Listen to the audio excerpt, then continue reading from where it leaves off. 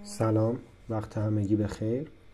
همونطور که در جریانید، دکس ویگو که مربوط به بلاکچین فانتومه از طریق یه پروژه به اسم برنتومینت قراره یه توکنی رو لانچ کنه.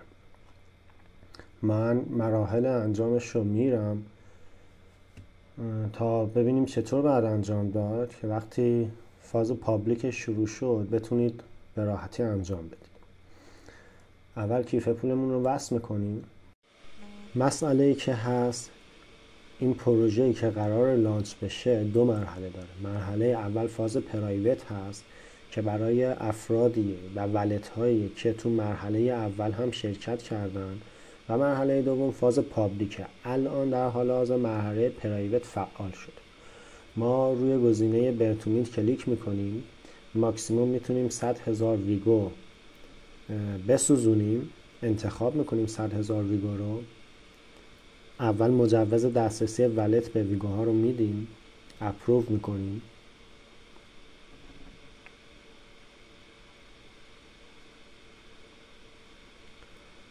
و وقتی اپروو داده شد، تایید نهایی رو انتخاب میکنیم.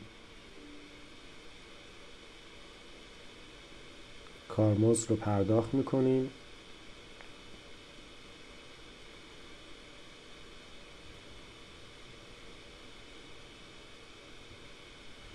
تا بتونیم تو پروژه شرکت داده بشیم. مسئله ای که هست اینه که ممکنه این پروژه به بخش پابلیک نرسه. حالا واقعا نمیدونم قرار ویگو چه کاری انجام بده و قرار راه حل ارائه بده یا نه. ما یه بار سایت رفرش میکنیم ببینید.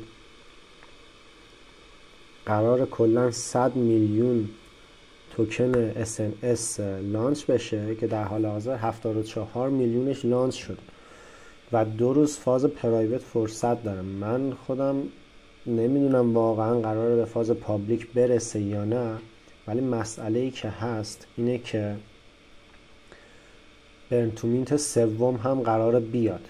با لانچ شدن شبکه سونیک قرار برنتومینت سوم هم بیاد و اگر ویگو برای برنتومینت دوم که همین یکی باشه راه حل ارائه نده، احتمالا تو برنتومینت سوم راه حل ارائه میده که همه افراد بتونن شرکت کنن. به همین خاطر اگه مایل بودید همچنان تو دکس ویگو بمونید و توکنای ویگو رو هولد کنید، میتونید اخبار رو پیگیری کنید از پیج توییترشون یا حالا شبکه‌های دیگه تا بتونید باخبر بشید برای برنتومینت سوم.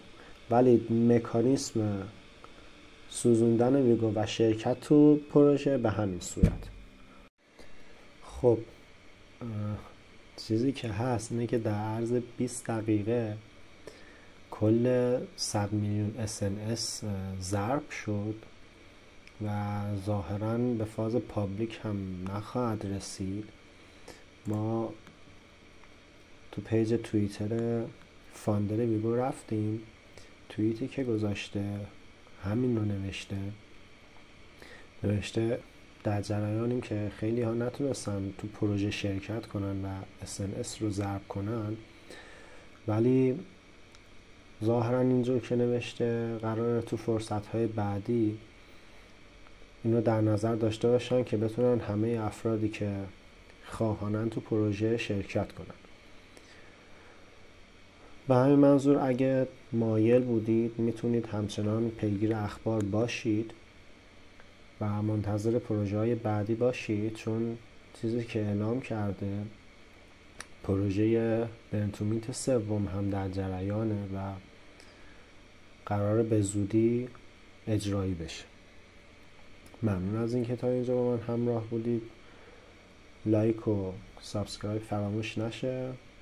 برای دوستانتون هم ارسال کنید. موفق باشید.